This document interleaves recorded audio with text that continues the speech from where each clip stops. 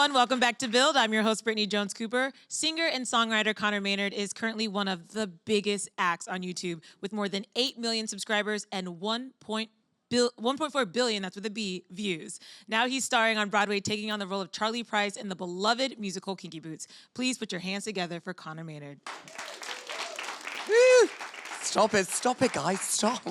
I stumbled over that because when I read you had 1.4 billion views, I was like, that's crazy. Yeah, most of which are my nan, but you know, it's fine. It is insane. I think I only check it like 4 times a day, and it goes up really fast. So I know it's amazing. Yeah, I only Google myself 4 times a day, so it's like there the we go. same. Yeah, exactly. So you've been doing Kinky Boots now for a couple days. Yeah. November 19th was the first show. Although it was really weird because I said November 20th for ages, and then they kind of corrected me like, no, Connor, it's the 19th.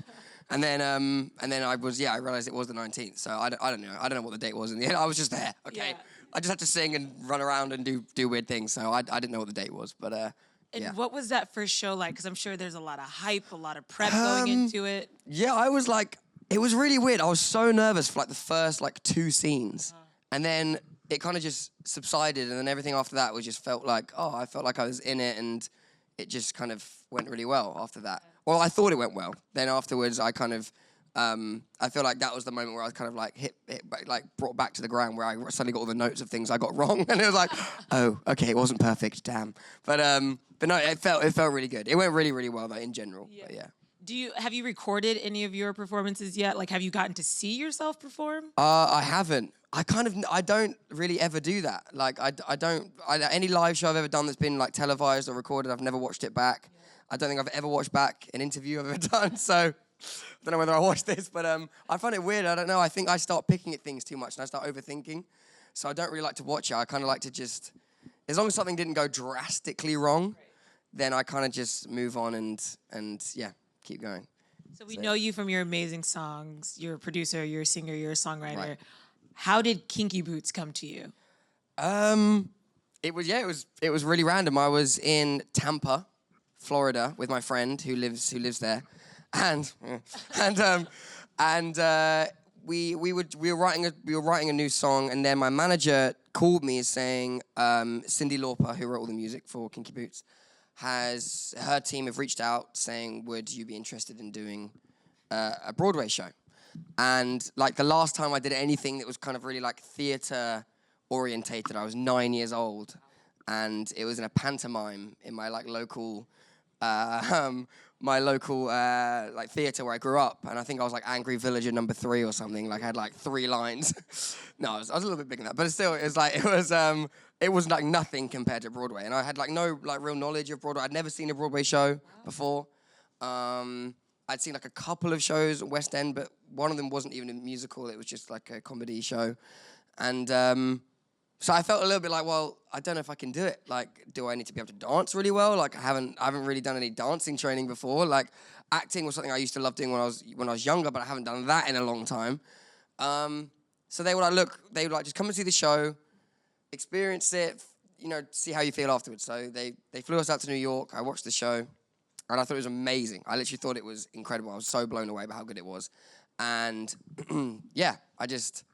I thought, I'd love to do it. And then I did like a really quick, like random audition in the ladies' bathroom inside the theater, because it was the only room that had no one in it, because it was like a really busy day. I forget why it was such a busy day in the theater, but it was.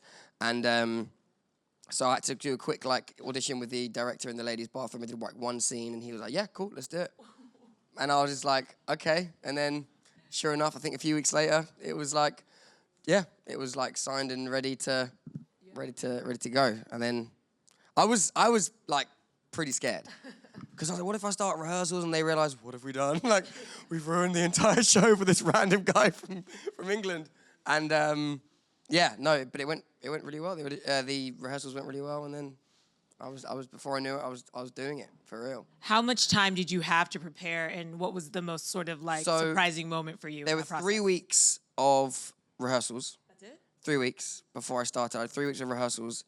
Literally going in cold. As in the first day, I was meant to know the script in my first rehearsal, but I had so much other stuff going on. It was like, I just didn't get around to it in the end, which was bad of me. I should have done it, but I didn't. And I went into my first rehearsal having no idea like what my lines are or anything, and kind of like stumbling around the rehearsal room of like learning where I had to be and stuff. But it just came together. I think within 2 weeks I pretty much had it ready, and then the last week was kind of just fine tuning bits, and yeah, we got there in the end. And I only got to do one run through with the full cast and all the lights and all the microphones and everything before actually doing it for real. I think it was like 2 days later we did the real thing for the first time in front of an audience. Listening to this, it was so super scary. stressful.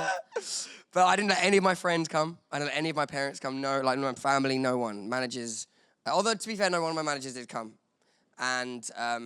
But I was like adamant. I didn't want anyone I knew in the audience because I was like, not for my first show. I was like, I'm too nervous to ruin my entire career in front of a bunch of strangers, let alone a bunch of people I know. So, but it went really well. Yeah, because not only is it, your first time really doing this, Kinky Boots is now this iconic show. Yeah. It's so important to so many people. Yeah, definitely. So is that something that drew you to it? Is just, you said you experienced it, and then obviously the message is so positive and so many people connect with it. Well, I think that's definitely a massive reason behind why I took it. Like the kind of the message of kind of accepting everyone for who they are, and everyone has a right to be exactly what they want to be, kind of thing. And I think it was amazing to see that and it wasn't like a cringy way. It wasn't like, oh, here we go, like a preachy kind of thing. It was very funny. It's very entertaining as well. And you walk away feeling happy. I think that was the kind of thing. I walked away feeling like, oh, that's such an amazing show. Yeah. And I'm going to be in it. It's going to be way better. So no. But yeah, I was very excited once I'd seen it. So yeah. What kind of voice training did you have to do? Because, you've been singing your entire life, but singing into a mic on YouTube versus filming a theater. This is very different. Like, I had to do a few vocal training lessons because the good thing about when you're performing your own music or just performing like a live concert, there's such a thing where you can just go, yeah, you guys know this bit. When you don't want to sing, like if your voice is tired or like, you don't remember the next lyric, which happens all the time, like especially with your own music, because sometimes you'll go like a year without performing a specific song, and maybe it'll be requested or it'll be whatever, and it gets put in the set, and you're like, I don't remember any of the words for this song, and you kind of have to just like hum along to that bit. You can't do that in Broadway. You have to know every lyric. You have to be able to sing the entire song top to bottom with no mess ups and nothing, because it's it's so like obvious if you do mess up.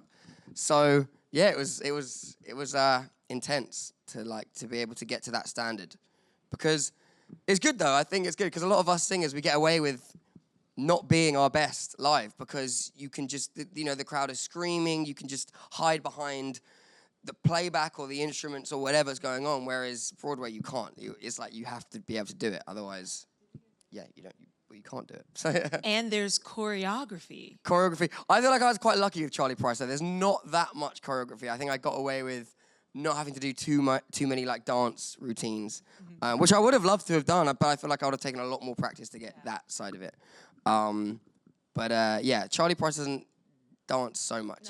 He more kind of just awkwardly wobbles. I don't know. I got to see you. Jiggles around. I got to see you. I went 2 nights ago. Oh, you saw it? I got to what did see you, think? you, and you killed it. Thank you very much. Your voice is so beautiful, and Thank in you. that theater, I feel like it really does your voice justice. Like Right. it carries well. But you also brought this really fun comedic, all the physical humor. Well, that was the main thing I wanted to. I think one of the main things I wanted to put aside, because I think with all my YouTube stuff, I always like to do a little kind of like stamp of comedy on all of it. I like to like just put in like something stupid or something, because I think that's quite me. I'm not this kind of like serious, like look at me guys, I can sing kind of thing. I'm not that kind of artist. I'm much more of like, look at me, hi kind of thing. I'm much more of that. So I kind of wanted to stamp that into my interpretation of Charlie Price, and I think hopefully that's kind of what people see. It is. I laughed out loud so much, especially when you are putting on the boots for the first time and walking That's in a them. great moment. Take me through in real life when you put on those boots for the first time. What was that like?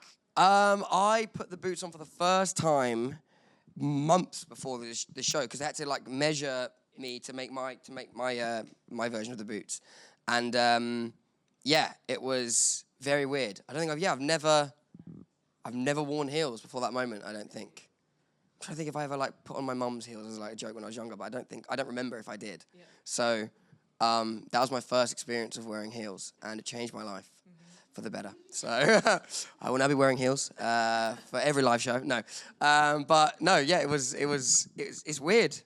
Yeah, Everyone that wears heels, I have a ton of respect. Well, there we go. Yeah, even right now, I'm like in awe. I'm like, oh, that's amazing.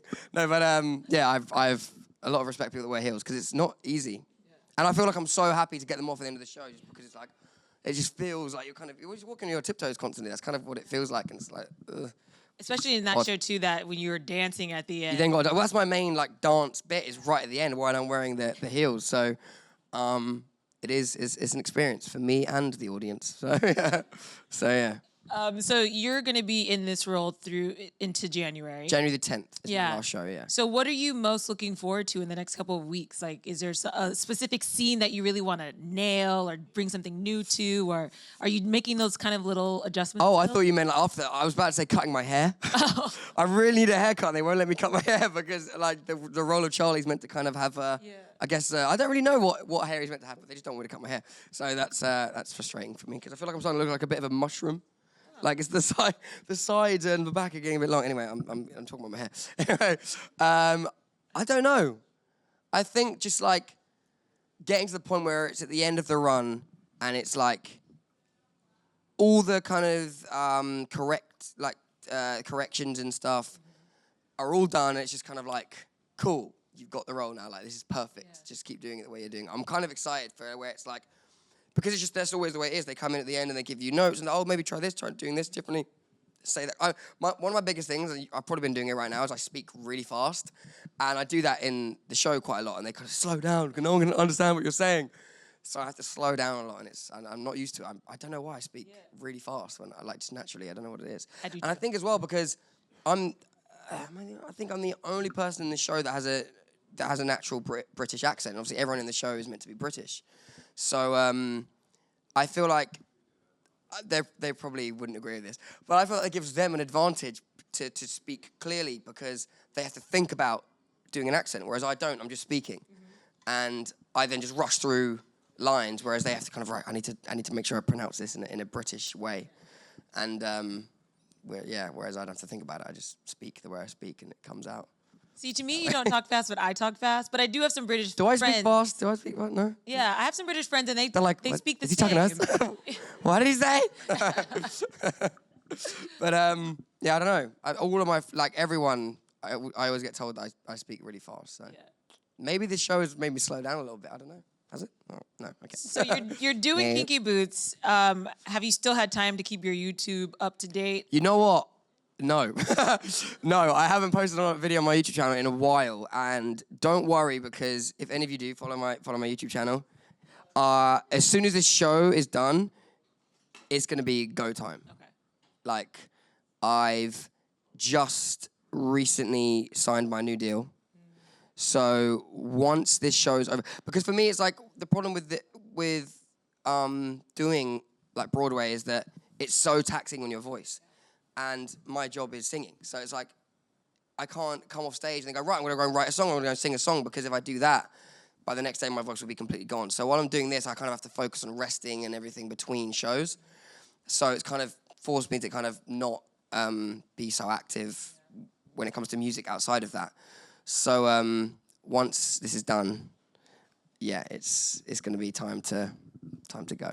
So, Are you still writing new music, though? Yeah, I've got like hundreds of songs. I've got like hundreds and hundreds of songs that I've written and pretty much finished. But there's some ones that are definitely special that I can't wait to everyone to hear. And I've got some features. One thing I've got some features coming out while I'm doing the show. I've been doing a lot of features. I've got a song coming out with Snoop Dogg in like in like a week or something, or 2 weeks, with me, Snoop Dogg, and Hardwell. He's an EDM DJ he's amazing as well. And yeah, the three of us have got a song coming out together in like a week or 2 weeks, I think. Did you actually December 7th, get in the studio with Snoop? No, we all did it separately, I think. I don't know if Hardwell and Snoop met for this song, but I know they've met before, I think. But I don't know if they were together for the recording of the song. I think we all did it in separate places. Oh, that's really exciting. Are you a big Snoop fan? I am. I can't wait to hear this. He's like a legend. I mean, that's gonna be wild when it comes out. And he's really good in it as well. Like, he absolutely killed his verse. Oh, that's exciting. I always worry that sometimes with rappers that are kind of like so big or so like, that they might kind of, you know, they've done so many features before. They're like, oh yeah, I'll just quickly write. Oh, there you go. There's that verse. But no, he's killed this verse. It's really good. That's really exciting. Yeah. I have a personal question that's about your YouTube. I love your sing-offs. Yeah. How are those shot in one take? Or how is, because I'm like, well, how the do you video memorize? is in one take. Yeah, so, video. So yeah, there's no cuts in the video, so it's all one take. So we have to remember all the songs they come. The vocals and all that, that's already recorded, that's pre-recorded. Because I feel like sometimes I like to do it like that because I want it to sound the best it can possibly sound. I want it to kind of, and also, like some of these people, like, you know, like Madison Beer or whoever I've done it with, they've got busy lives. I can't be like, right, we need 9 hours to do this, because that's hard. If you're going to do that live and you're going to do it over and over again until it's perfect, that's going to take a good amount of time because they've got to learn it, like, because obviously all the songs change and everything. It would take a lot of time. Whereas if we can just do it in a studio, get it right, then do the video, it's a lot quicker. I feel like I can't be like going, okay guys, so we're gonna do this like 9-hour shoot to get this sing-off thing right. They don't have that kind of time. So I think it's better to get it done in a studio, properly finished. And then also because it's just a better listening experience. I think I've always kind of preferred finished, polished like songs as opposed to live. Although live renditions of songs are great, but I've always just preferred kind of hearing it done and finished, pristine. And you fully produce those? Like, are you the one that thinks so of the me order and of the songs? a friend of mine, Anth, who's also a rapper, he features in like loads of my remixes and covers and stuff. Me and him put together the sing-offs together. So we'll find a song that we either love or is kind of one of the biggest songs at the time, and then we'll just start. I'll kind of just start singing songs over the beat, and he'll be there listening and go, "Oh, that one sounds cool." And then he'll put in his own ideas, and we'll just. That's the hardest bit. I think the hardest bit is kind of there are so many songs that fit, but it's picking the ones that sound the best. That's the bit where I think skill comes into it, because since I've been doing the sing-offs, a lot of other people have started doing them, and that's fair enough. That's absolutely fine. Like, as long as they credit me. No, but like, no, I don't really care. But like, loads of people have been starting to do it, and I think the one thing that sometimes they don't quite nail is the choice in the songs, because that's the bit that makes it really fun or like really really great. As long as you pick the right songs, and it's like having moments as well where it's like, oh my god, I know that song, or and having it right at the right time. That's the hard bit, I think. So, We're talking about your covers and things like that, but I think your fans really want to know when your next album is going to come out. So, in terms of an actual album, I don't know. Like, in terms of definite, like, original material, that's coming very soon. Okay. And I know I've been saying that for ages, but that actually is coming soon, because once this show is done, as I said, the whole new deal is signed and ready for me to release stuff. That won't be very long. In terms of an album, I don't know. I have this weird thing with albums. I think that, like, I mean, I definitely am putting an album together. There's no doubt about that. And I am recording songs, and they will eventually be put onto an album. But I feel like the art of an album is kind of...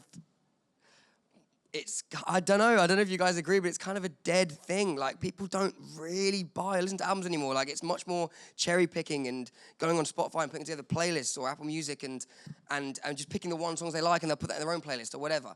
I think that unless you're kind of like Adele or like Ed Sheeran or that kind of level, like, albums are kind of a little bit obsolete. And like, I think was it Calvin Harris? I can't remember. It was a big DJ who kind of mentioned saying he's just about singles now. And then eventually, once he's put out enough singles, that will just be compiled and put into an album kind of by default, as opposed to working towards creating an album. But I think for me, my kind of goal is to release a bunch of singles, for them to do as well as possible, and then be at the point where I can take my time and put together an actual album that's kind of, I don't know, like almost tells a story, or like there'll be a video for every single song, and I kind of want to make almost like a movie out of an album, and knowing that there's a whole bunch of people waiting for it, as opposed to just putting out an album and being like, oh, well, we'll see, kind of thing. I think, well, I'd rather not like do it when I know, cool, I've grasped everyone I can with all the singles and all the whatever the original songs I've put out, and then once that's happened, the album will follow after that. I get it. Yeah. You want to make lemonade, you know? Mm-hmm. You know, why rush it? Exactly. I want to do it when I know that it's got the people there that it's meant for. Absolutely. So, yeah. Well, fans, you have to wait a little bit, but I think we'll go to them really quick for some questions. Yeah, definitely. So who do we have first? There. Hi. Hello. So I've been watching you for I don't even know how long anymore. Like Wonderful. since I was like in high school and now I'm in college, whatever. Anyways, so how is it? Do you think it's going to be going back to YouTube after you've been on Broadway? Because I know a lot of the times when YouTube people who get success singing and stuff, they don't really go back to it, which is fine. But how do you feel? No, I definitely will. I have to. It's actually in my contract that I have to, because YouTube is such a useful and powerful tool for me. That's kind of where my biggest following is.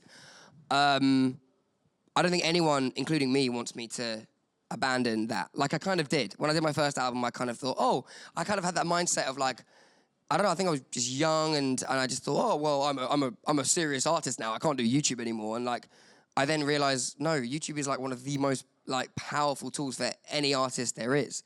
You look at songs like Despacito, like 4.5 billion views. Like, I don't know how many it's got now, but like, like YouTube is such a huge platform for music. And I feel like I will now never do that because it was so detrimental. I think it kind of actually really badly affected me as an artist when I decided that. When I was like, oh, cool, well, yeah, I'm just going to do like TV and radio now. That's because YouTube is for not wannabe artists, but people who haven't quite made it yet. And then I realized, no, it's not. It's a home for some of the biggest artists in the world. So, I will never kind of abandon that side of things now. So, yeah. Do you think? Does it? What do you mean? Is it gonna like after you going from? Well, it might be different in the way in which I use it. It might not be so many covers or so many remixes or whatever, but it will definitely. No, I think well, that's the challenge ahead. I guess it's finding a way to make it work that doesn't feel, why am I still doing this? You know what I mean? Like if I'm releasing my own album and then I'm still covering other people's songs, people might be a bit like, what are you promoting? Are you promoting your covers? Are you promoting your album? Like, what do you want people to listen to you for? And I think the goal is always original music. That's kind of where I want it to be.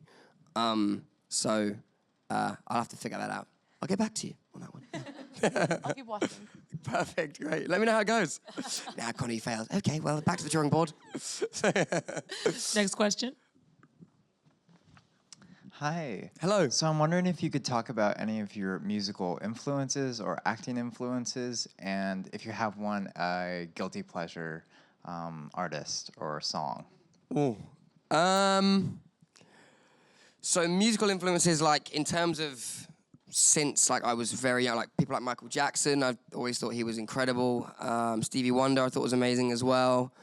In terms of like more modern times, I think Post Malone is like one of the most innovative artists of like the last, I don't know, maybe like 5 years or whatever.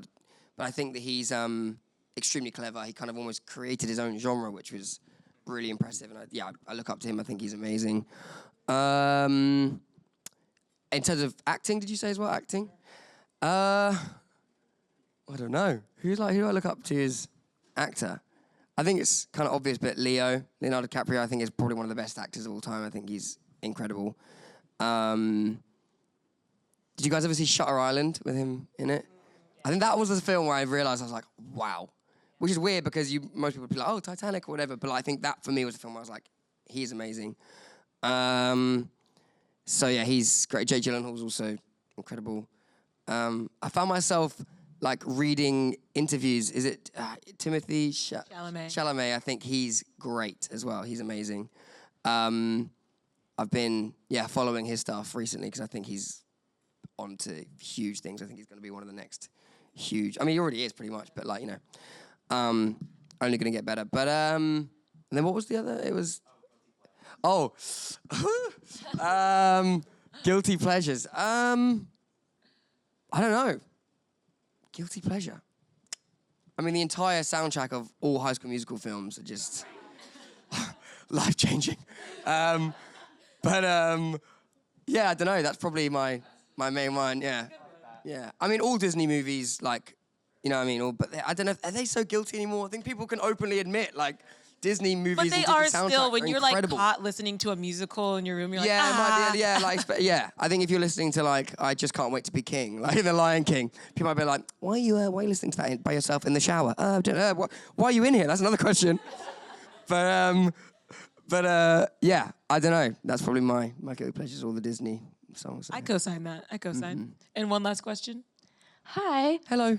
Thanks so much for being here. My question is, if you could have a sing-off with any artist, alive or dead, who would it be? Well, now this is interesting you say that, because my plan with the sing-offs was always meant to be, I want to do sing-offs with people that you don't know can sing. So, like, I would love to do, because a lot of people who are in the entertainment industry, like, a lot of them are like triple threats, or they can dance and sing, but you don't know that because they followed one path. Like, I would love to do one with, like, Gordon Ramsay. Like, someone where you'd be like, and then if they blew you away, like, how amazing would that be to see? And obviously, if it was terrible, I wouldn't put it out. But like, because I would never want to embarrass anyone. Or, I mean, they would know they can't sing, they wouldn't do it. But for example, a lot of people that maybe you don't know can sing. I really want to do one with Tom Holland, the new Spider-Man. And we spoke about potentially doing it, and you know, maybe we can make that happen. Ansel Elgort as well. We spoke about doing one.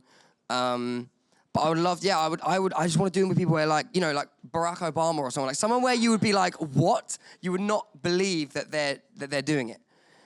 For me, it's like I still would love to do it with obviously other singers as well, but like my main goal is to do it with people that it's so kind of, you would never see it coming. That's kind of the main goal with it.